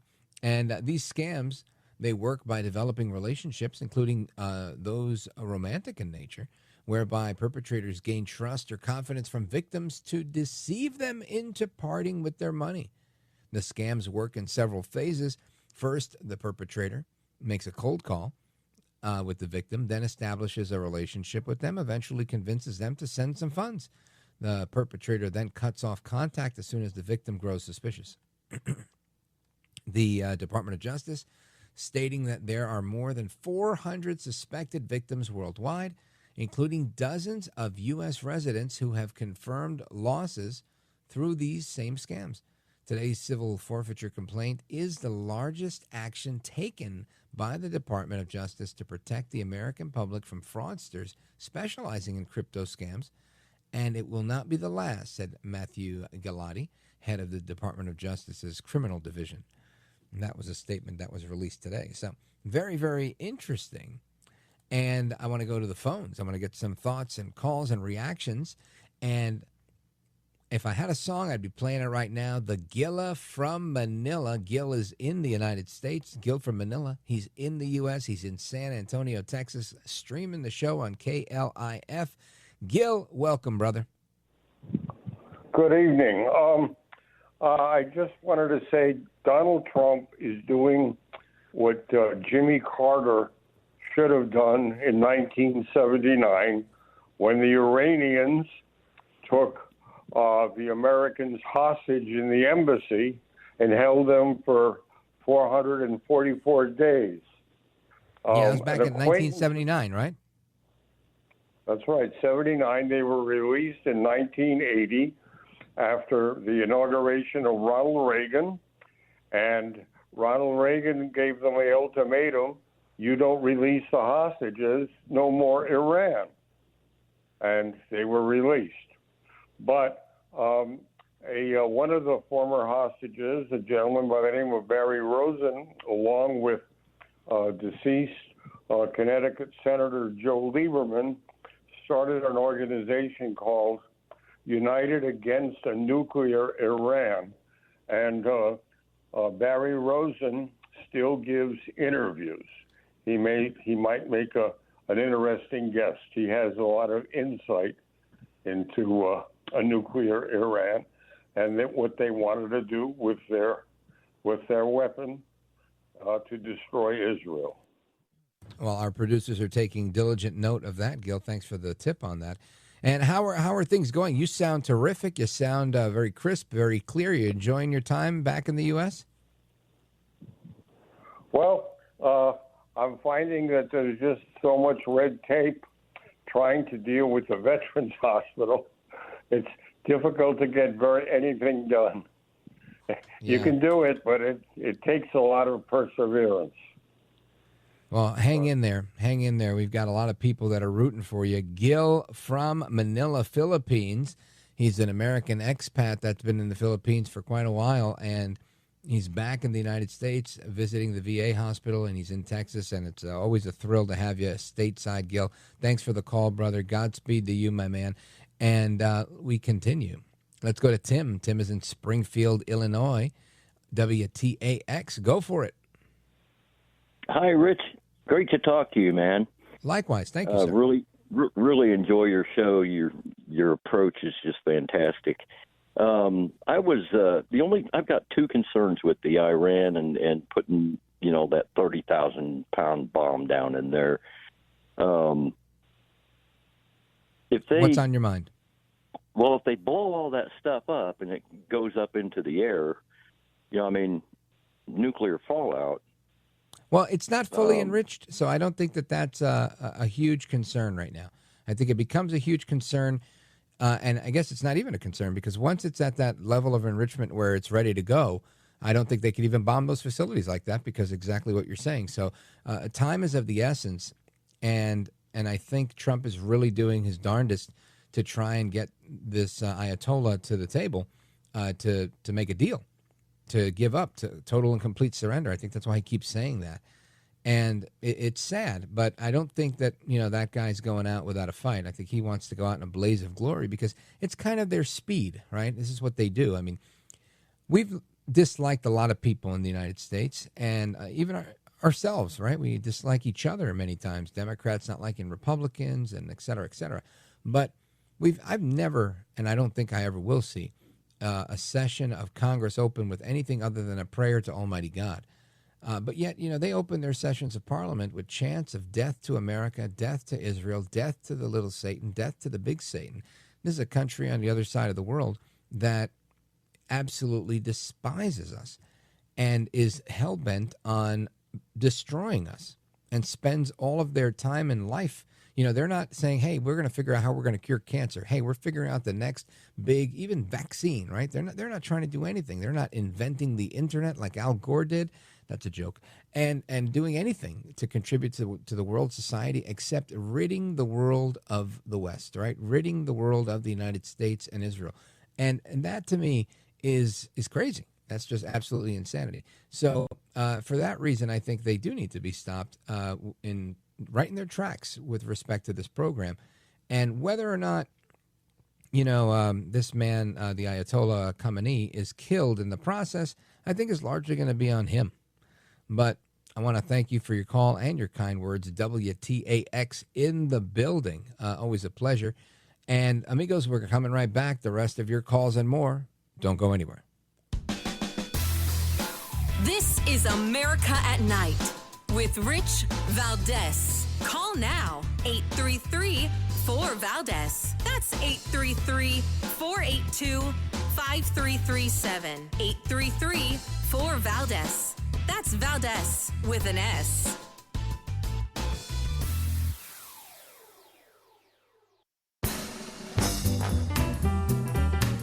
Thanks for what you do. You have so many people. You ask the questions that if the viewer had a microphone, they would ask that question, and you seem to always ask it right at the right time. So God bless you, my friend. America at Night with Rich Valdez. All right, amigos, Rich Valdez, and we're going to continue with your calls, thoughts, reactions. 833-482-5337, 833-4-VALDEZ. And before I get to your calls, I do want to I want to play a clip for you. I got a clip of Whoopi Goldberg on The View today. Now, I know I'm going to apologize in advance for those of you who are not fans of Whoopi. I'm a big fan of Whoopi's from her earlier days, right, with Sister Act and all the great comedy she produced. Not so much a big fan of her political stances. But I will say that her commentary today was overboard. And I understand what it's like to be in this business. I don't know what it's like to be on a broadcast network like ABC News or ABC Television and have this big show that she has, like The View. And I wish I did know. I'd love a good show like that. That'd be a lot of fun, right? A little Rich Valdez and daytime TV. We could call the show Richie, right? And I think it'd be a lot of fun. I remember the guy, the musician, Harry Connick Jr.? He had a show called Harry. It was really cool. I thought he was a good talk show host. You know who else is a pretty good talk show host that is a singer as well? Kelly Clarkson. I think she does a really good job in her show. Another one, you may not be a fan, that also I think does a decent job in daytime TV, Drew Barrymore, right? She's an actress. She's a trained professional thespian. But apart from all that, I think she does a really good job as a talk show host. Those are probably taped, so you have time for bloopers and whatnot, unlike what I do, which is live. But either way, right? I think if you can make it live, you can make it anywhere. If you can make it in New York, you can make it anywhere. I'm doing both. Anyway, just a plug for me. I would like a TV job. Anybody who's listening, TV. Listen to me. Whoopi Goldberg, she's on The View today, and she says that being black in America is the same as being gay or a woman in Iran. Check this out. Just remember, too, the Iranians literally throw gay people off of buildings. They don't adhere to basic human rights. Listen, here's the thing. Let's not do that, because if we start with that, We have been known in this country to tie gay folks to the car. I'm sorry, but where the Iranian regime is today in 2025 is nothing used compared to to the just United keep States. hanging black people. So It is not even the same. I couldn't step foot wearing this outfit. Wait. That's not what you mean to say. It is the same. No, it's not. The year 2025 in the United States is nothing like if I step foot wearing this outfit in Toronto. Killed for I'm sorry. I mean, they were like you're listen, I can't have my hair showing. I can't wear a skirt. I can't have my arms out. I'm telling you, as I literally said it was up to the Iranian people. Yes, it is up to them. And that's why I am saying that it is the same. Murdering someone for their difference is not good, whoever does it. It's not good. So that's why. Weigh in on this. Now, Whoopi Goldberg says that it's the same as being black. I have to disagree. Now, there was a time in our country that was brutal, absolutely brutal. That time is not now. And I think that's an important distinction. You know why? Because people, good people, were killed for bad reason. And you kind of step all over that by trying to trivialize it. I mean, the Reverend Dr. Martin Luther King, a civil rights icon, he did so much work to try and normalize race relations in our country. Now, I know I've had some guests that say, that are dissidents of his. Okay, I get it. Or dissenters, I should say. But ultimately, there are so many people that have worked hard to make America a better place. And including those who've lost their lives, those who fought the Klan. And all that being said, for Whoopi to make it seem like none of that progress has happened, like there was no Juneteenth, like there was no Emancipation Proclamation, like there was no 44th president of the United States.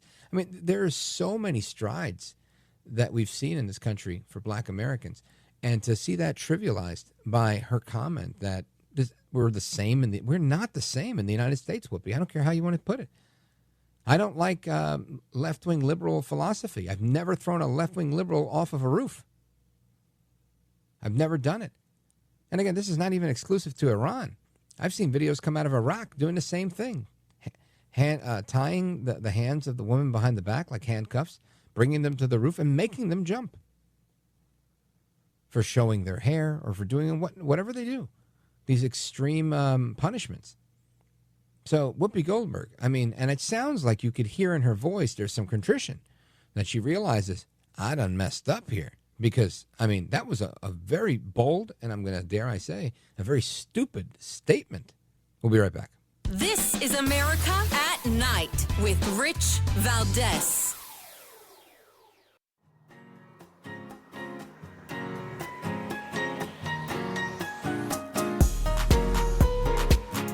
The unrest seems to be tamping down a little bit in Los Angeles, and Trump has sent, El Presidente has sent another 2,000 troops over there. I want to get the take of our buddy from Montreal, WVMT out of Vermont. Tony, go for it. Well, Tony, can you hear me? Oh, thank you. Yeah, I can hear you. Can you hear me? Can Loud you hear and me? clear. Go right ahead. So, like the self-validation that you get from politicians like Newsom, who does absolutely nothing, Rich. He doesn't give a solution. He continually deflects. And he says always Trump is bad every day. Yeah, exactly. That's called self-validation and creates what's called reverse victimization strategy. I'm good. I'm the great one. Exactly.